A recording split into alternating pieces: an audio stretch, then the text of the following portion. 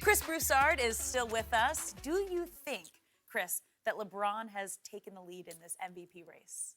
I wouldn't say that, but last week I talked about the groundswell for LeBron. That's turned into an avalanche. It was a road game yesterday. I know it was still 65% Lakers fans, which in the series it's going to be 7 Lakers games, you know.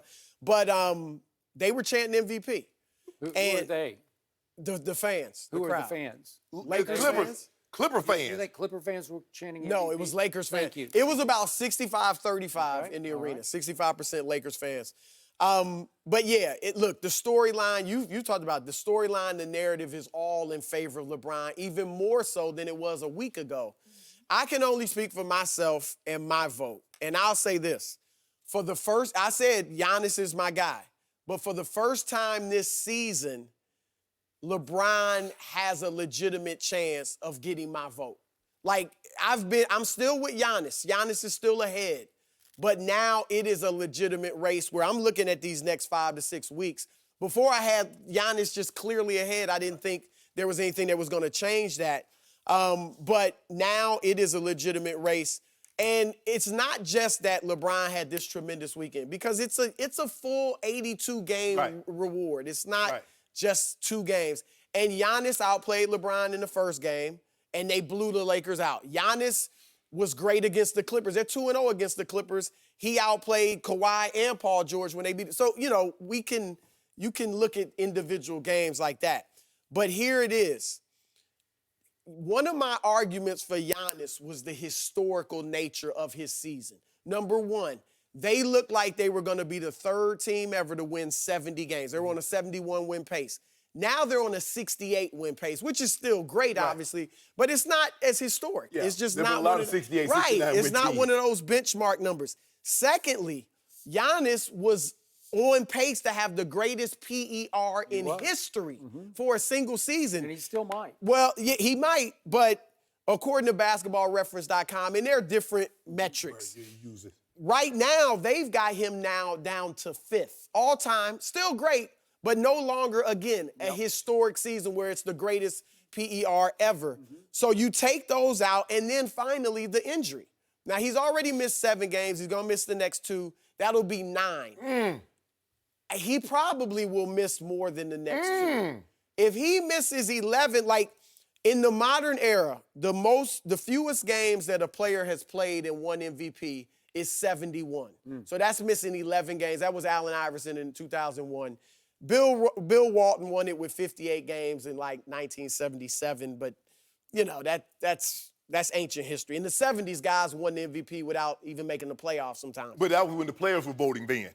Yeah, right. So it's a whole different. So obviously there's a precedent set. LeBron, he's really, like I said, for my vote, I still got Giannis in first.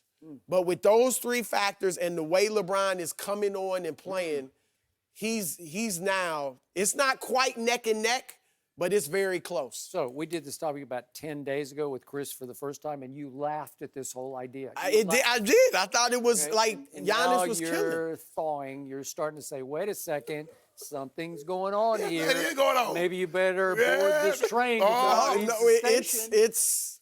I mean, like you said, the avalanche is coming It's coming. for LeBron. It just hit you. But it's not over.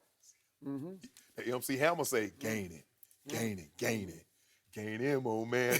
Chris, I told you, Just Chris. gain him, I said, Chris, hold on. Just hold that boat in your pocket just yet. I didn't know you were old enough to. Yeah, I remember. They're not due till April 14th or something like that, so I got time. Chris wanted to vote early. You know, kind of like voting. You know, a lot of times voting in elections, you can vote early. I said, Chris, hold on to that, because you might regret that thing. Do you know how many Super Bowl MVPs have been won with a premature vote? Yes. Thank you.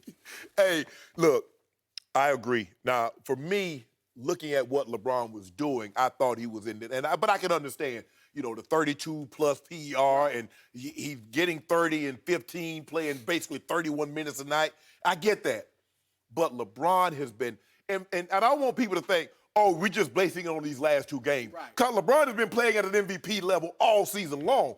It was just now on national stage. People got an opportunity to see him go head to head with the reigning MVP. He took the challenge. Okay, I want him. Right. Let me have it. Oh, you want some of this? I'm going to show you I can put. Bro, you big. And Skip, he did something. I don't know if you noticed this. He got a bucket against Giannis, and he ran down the court. You know, Giannis, every time he gets a dunk or gets he mean mug to the camera. John O'Brien got him one. Yeah. Like, let you know. You can't stop this. Right. Since the All-Star break, he's averaging 30 points a game. That's second in the NBA behind Bradley Beal. He's averaging 9.5 assists. That's second in the NBA behind Ricky Rubio. 55% from the floor. And he's taken down a team that many thought was unbeatable, fully stacked. Oh, they got their healthy Paul George and Kawhi. They got their fully ready 10-0. Whitewashed them. Oh, Giannis. Giannis, you really want this? You really think you better than me? Make quick work of it. Yep. Oh, Zion. You know Skip ain't hyping Zion. Dropped a 40-piece and a 34-point triple-double. Skip is here. And we're not going anywhere. Dropped it on a 19-year-old. Yeah. That's impressive. Sometimes you got to do it. Guy who's played like 19 games. See what you do, Chris, is that you get to them early. You tear their tail up early, and then when they get the dog, you know. It's like raising kids. Yeah. So Skip Bayless. Stink it up at Memphis on Saturday night and save yourself for Sunday night at New Orleans. Am I right? You know that is what we 105 to 85 at Memphis. Yikes. We got something for Memphis. We got them coming up. You got them coming up. Yep. Memphis got some, New Orleans got some big games coming up this week. Now, back to MVP. It is over. It was over on Friday. I said it on Friday because I knew what LeBron was going to do to Giannis because I just don't believe in what Giannis is made of. The talent's obvious and the length and the PER. He's the PER prince. He's replaced Anthony Davis. Yes, he has. And he was on a historic pace. There's something missing in that guy in the biggest games. And this was a big one because LeBron came to play. Yep. He came to issue and challenge. take the challenge. Yep. And to me, again, Giannis put up pretty good numbers, but there's something like basketball backbone. There's something not in there, something intangibly that he can't stand up to LeBron in his house and take that challenge. And I thought he shrank in key moments in that game, just the way he shrank in 4 straight games against Toronto in the conference finals, because that was pathetic. And I still stand by the fact that so many people voted for Giannis last year and got left with some egg on their face because he didn't validate. And I know it's just a regular season. Right. I get that. But you want him to validate it at least in the conference finals. You want him to at least get to the NBA finals, and he should have. And they were favored, weren't they? Slight favorites. I think. Yeah, they were favored. Won the first 2 games. Yeah, they were favored. And then they lost 4 straight games, and he just shrank. They built the wall. Yeah, remember they won 60 regular season games last year, so they were heavily favored. Okay, I got it. So now I give it up to LeBron because it's the bounce back factor is off the charts because we've never seen somebody bounce back this late in their career. Because he wasn't very good last year, and you can chalk it up to the groin or whatever. He just wasn't very good. You can chalk it up to his lack of help or teammates, right?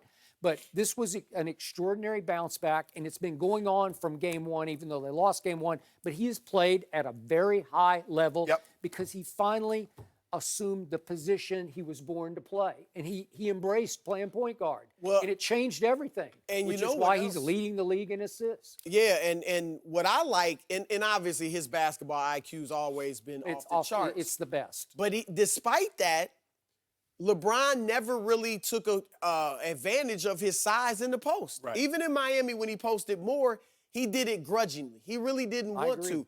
Now it feels like he's saying, you know what, this is a huge advantage. This is my advantage. And now he is using it. And one thing this year, again, against the Clippers, he didn't really take up the challenge the first 2 games. Milwaukee, the first game, he didn't.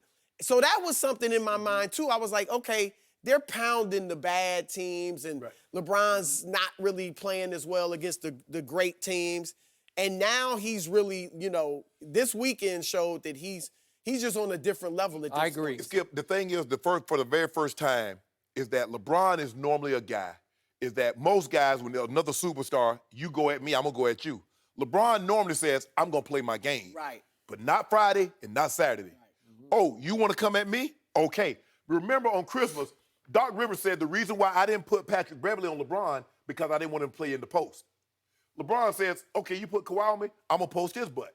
You put Giannis on me, I'm going to post his butt. Because what LeBron has that they don't have is bricks in his back pocket. That's still 6'9", Skip, with 260 coming down here. Kawhi doesn't weigh that. Giannis doesn't weigh that. Okay, now I'm going to put this in perspective. I'm giving him the runaway MVP at this point. Runaway. Despite the fact it's over. I just think that it's an avalanche. It's over. Wow. Listen, Giannis will not be able to recoup.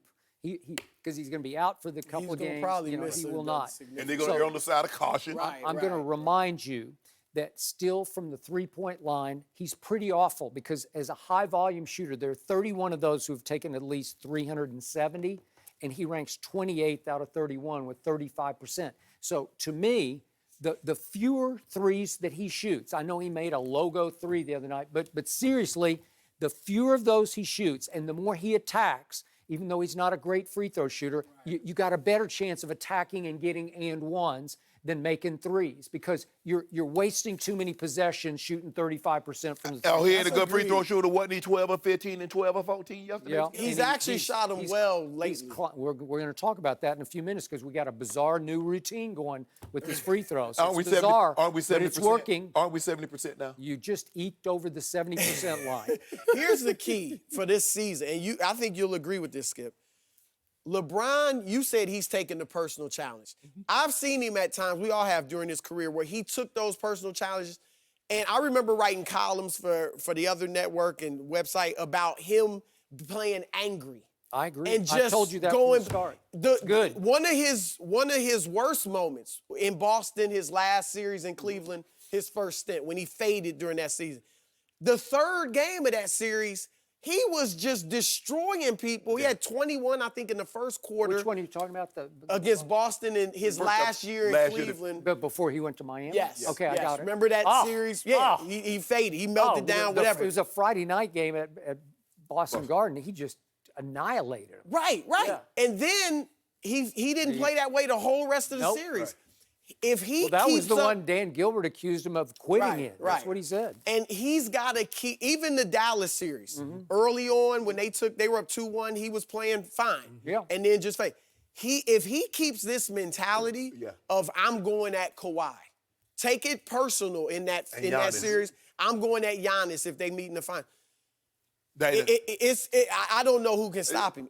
Thank you for watching. You can subscribe here to get the latest from the show, and be sure to check out more of the best clips from Undisputed, or go watch a few other segments from our other shows on FS1.